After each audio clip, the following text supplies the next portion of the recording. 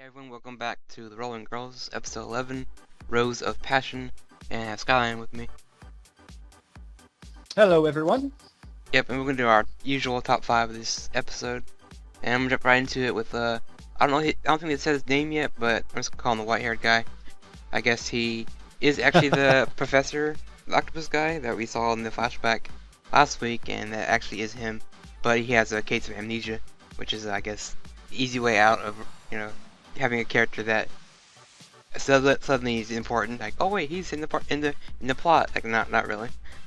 But I was kind of confused last week because they showed a shot of, I guess, his escape pod going to the moon, like he was escaping, but I guess he never made it through, and somehow wound up on Earth. I'm not sure how. They should have done it the other way around. Like, the portal should have been fun when they're going to Earth, but it's fine, whatever. But yeah, so he's actually the professor who has amnesia, so he might remember who he is here soon. I think he actually did. Yeah, near the end. this late in the game, it's hard to tell exactly what they have going for his characterization, but that's been the nature of the show so far when they introduce supporting characters. They always have something sneaky in their background a bit. Right, yeah, definitely. So what was your number 5? The revelation that Kukino Ura, the Oni demon lady with the fancy umbrella, was actually Momo's mother. And that she had, much like the folktale, had put her in a peach and sent her along her way down the river for Naru to eventually come and pick up. And the reason she did that was that she decided to become, like they keep on calling her a demon, but that was just to be a bad person out of necessity to like get this big huge reputation to keep the Hiroshima pirates from expanding their territory too much. So it's she had to become a bad guy to be a good guy. Yep, so yeah, kind of like maybe become an anti-hero, just to, that's what it sounds like to me. Just to kind of balance the scales and all that, and just basically keep either side from getting too powerful, and so she could strike at the right moment. Maybe that was her plan, but who knows? Right, I mean, it's like every other story of the superhero, there has to be a villain. There just has to be. Mm-hmm. Yep, so my number 4 would be Dozumi and I become friends after all that mess. I'll talk more about the fight later, but they, I guess, apologize to each other and kind of accept each other. Like, well, I messed up, I said things, and eventually, it's going to come back to them just getting back together. And the funny thing was, all three of them were kind of happy with Chihaya, and they're like, "Where's Yuki?" It's pretty funny. Where's Yukipe at? Yeah, they're friends because you can tell they have matching band-aids, and so that therefore they have their wounds in this battle. They've actually shared a fight, more or less. Yeah, they do the whole cheesy things you see in like Hollywood movies or TV shows that both these characters are hurt. Like, oh, you look terrible. Like, not as bad as you. Ha ha ha. I've seen that so many times. Oh yeah. So yeah, I guess it shows you that they're okay with each other. So that's nice, at least. And number 4 for you, I guess. I can talk about after a while, but you can go ahead. I'll make mine brief then. I finally gets to use a stone. Yeah. But, she's hardly a best because I think it takes time to be able to use that stone, to be able to work your way up from rest to best. And in doing that, she kind of has to, like, instead of relying solely on the power, she gets creative and clever. And in a way to break up a fight, she uses Momo's dog to scare Naru off because she's afraid of a dog for whatever silly reason. She's afraid of a dog. Right, maybe it's to make her, and so, that kind of weird, I guess. Because when she was looking at the dog for a second, even I was kind of like going, "What are you looking at the dog for, girl? Come on, keep your eye on what's important here." And she was all along. Good girl. Good girl being clever. Points. I have a theory on the stones. I think each stone is part, set for a different person. Like, it's only special to them. Like, it's only, I guess, that's how I think it is. Like, they do something and they actually earn the stone, which is for them only. Like at the beginning where Nozomi, the other girl, saved her life, the stone came to her, and she got the power, so that's why she's Baka Green. So I think she has to do something, I almost want to say heroic or something, not selfish, and then she'll get the stone. Which I can see easily happening in like episode 12. I does something to save someone, and she gets a stone finally, and then gets it, and it's like, maybe it's not what I want. So maybe she's not really wanting to be a best after all. But we'll see how that goes, I guess. Oh yeah. And number three for me would be the Battle of the Moms.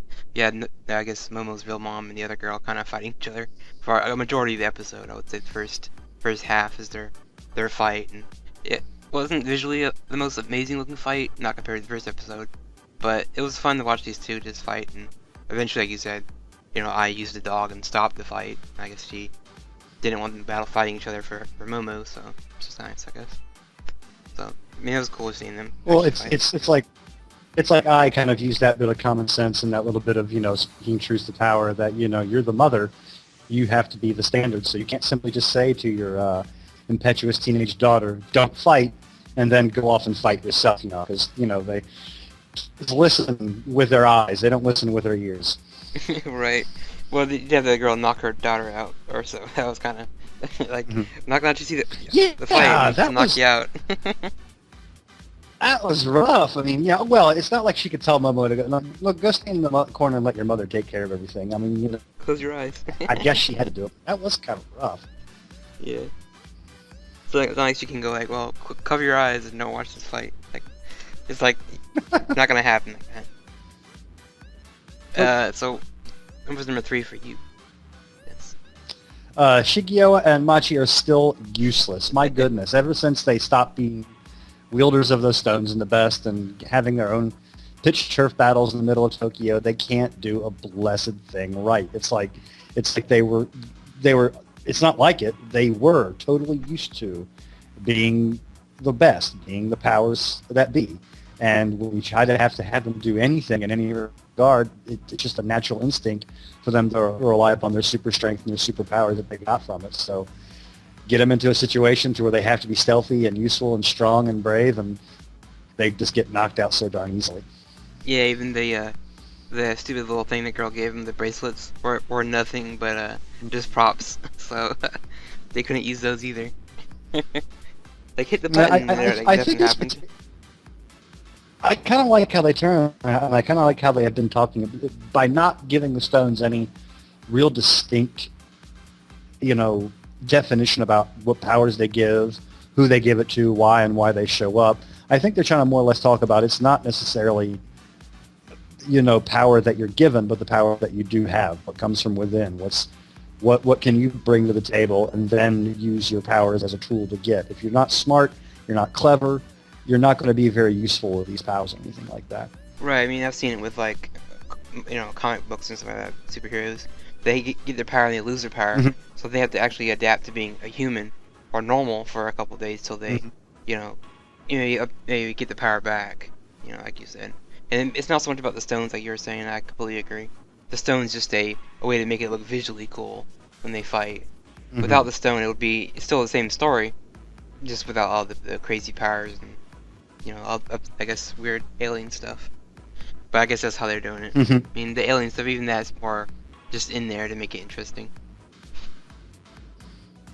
Yeah, for number two would be yeah, I guess like you said, she got a stone. That was kind of cool seeing her. I guess she kept running towards the fight and kept getting knocked back, and she just wouldn't stop, wouldn't back down basically. And that was kind of cool just seeing her, what she would do with the stone, and she didn't abuse it. But again, I don't think it was for her. She hasn't found her stone yet. I think that's the problem. Yeah, I think according to the animation director for that episode, she got knocked back in time because she went through the exact same motions the second time she was running towards them. Oh, really? Well.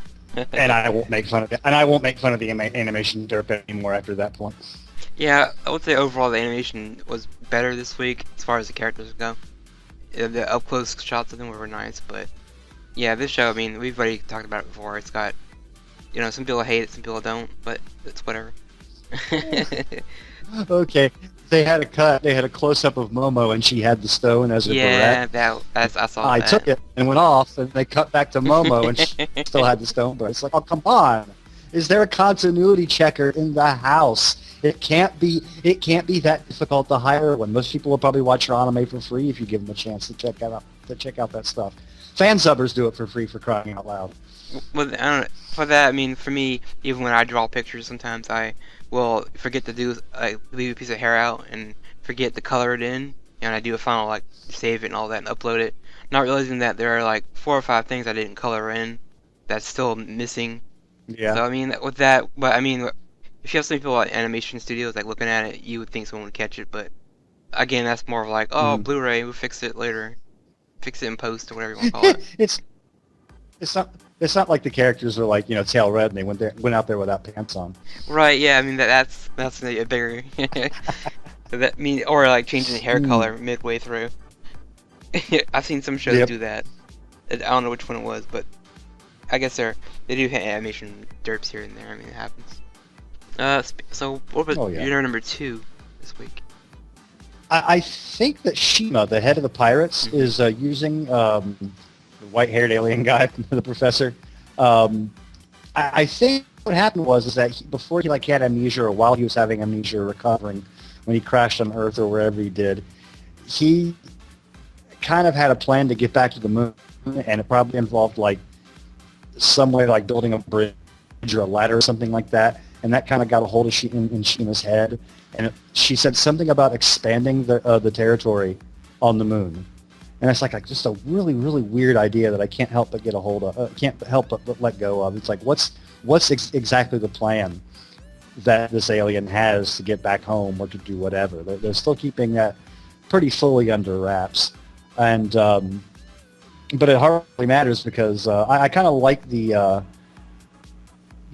duel that's going on between her and Nagoya, but because that's one of that classic family and branch family things that they have, they have it in Yozakura Quartet, or they're okay. Spoiler: they're going to have it coming up in Yozakura Quartet if they continue to animate it, but. That main family versus the branch family, and how the branch family does something that the main family has to take responsibility for and go in and kick someone's ass. So that's pretty much what's happening at this point. Right. Yeah. Yeah. They have mentioned something about like a palace on the moon or some kind of moon thing they're trying to get to, and that I think ties into more lore about, I guess all these old folk tales in Japan. They have all these tales about different things, and this arc seems to be heavy on all of that. I know there's some kind of folklore about there being like a castle on the moon or something. I mean, Sailor Moon has the same thing. There's a moon princess. So, and again, this is like all these mythological lore in this little arc right here. I think that they might be doing too much at once, but it works for the most part. Oh yeah, it probably helps be acculturated and to know the stuff. I mean, ask a Japanese person know everything about leprechauns. They probably wouldn't know everything, but True. they know enough. But yeah, the whole family thing you're saying before, yeah, I've seen that in a lot of shows. They do that where a character may be exiled from that family, and then eventually they're gonna take revenge and come back, which is I think what's going on here. Families are feuding for things, and we've seen that a couple times. But it's interesting seeing that these two have something like that between them, I guess. And let's see, for my number 1 would be the end. I guess the contract they got, or the letter, actually has a key to a giant robot apparently, and Shima jumps in it, and yeah, that's how the episode kind of wraps up with this giant robot waking up and basically almost getting ready to attack. And it's funny seeing Kaguya just look at it like, well, guess I'm not gonna be able to do a thing against this robot. She kind of backs down. But I got me a bamboo pole. Yeah, did you see the bamboo pole actually has the heart on it, the one of the stones? So that's why it's so Yeah, powerful. I finally saw that this episode, so I have to kind of walk back whether or not she was a best from previous episode, because I didn't see it affixed to her head or to her her chest or as a necklace or anything like that. I didn't notice it on her weapon, which is kind of weird in a way, but for her it's fitting. Because previously I think they had it hanging on this shrine-looking thing in the restaurant. It may have been belonged to her father. I think that's probably who it belonged to before, her grandpa or whatever, who had it before her. And maybe whoever uses the weapon can use the power. I don't know. They haven't really said that yet. But yeah, the giant robot thing was a little random, but then they flash back to the robots that are kind of deactivated all over the city or the area. So it tells you that back in the day, that's what they use as weapons. And now that I'm thinking about it, maybe that's what shot down the UFO in the first place with the mechs. I think the giant robots. I was going to say something like that. Yeah. I was going to say something exactly like. Because if you think about it, like, what other weapon would they have to, like you said last week, to knock them down from space? Would be a giant robot, obviously. What does Japan always have? What does Japan always have? They have giant robot mechs. Right, or giant balloons that look like robots. If you're Maka Green. Yeah, that was kind of interesting for me. I like that. And what's your number one?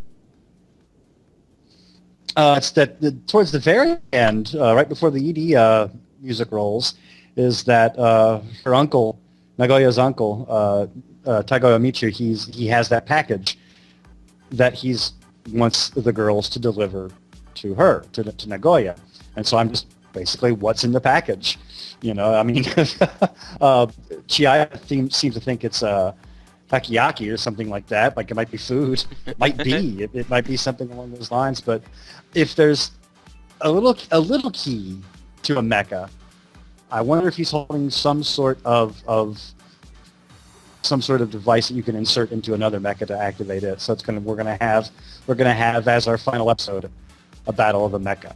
Right. Yeah. Because they've been kind of promising that from the very beginning, haven't they? So often they've been hinting at it. And this arc, especially there, like at the end, it did show the shot of the two robots kind of frozen in place. So I'm thinking they're gonna be using those here soon.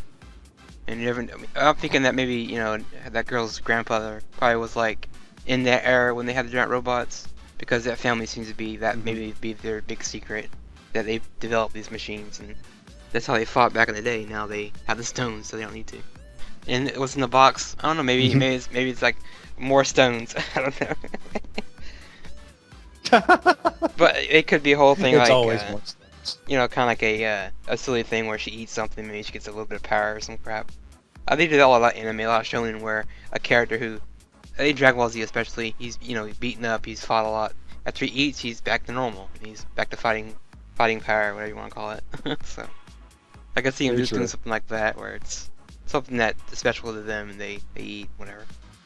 But that's probably it for the episode. I mean, the only random thing I'd love to say was I looked up Kaguya. I mean, she is the bamboo cutter, and that's why she uses the bamboo pole. Which is what I'm getting at, I think what they're doing with her. And that's all the first episode of the dub.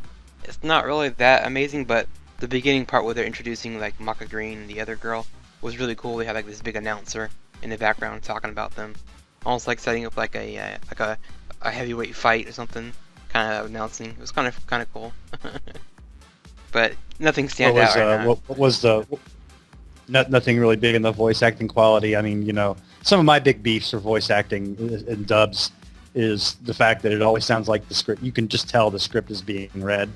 There's little, if any, real performance or there's just no performance in it. Oh, and another one of my big beefs is how they sometimes pronounce Japanese names in a Japanese fashion, how they sometimes anglicize them. And they can never really make up their mind from seeing which one they're going to use. Yeah, sometimes, but this one, the narrator, I think he was doing a very good job on it, kind of making it seem exciting. He was doing a good job of that. And was it Maka Green or Matcha? Matcha Green, they were saying.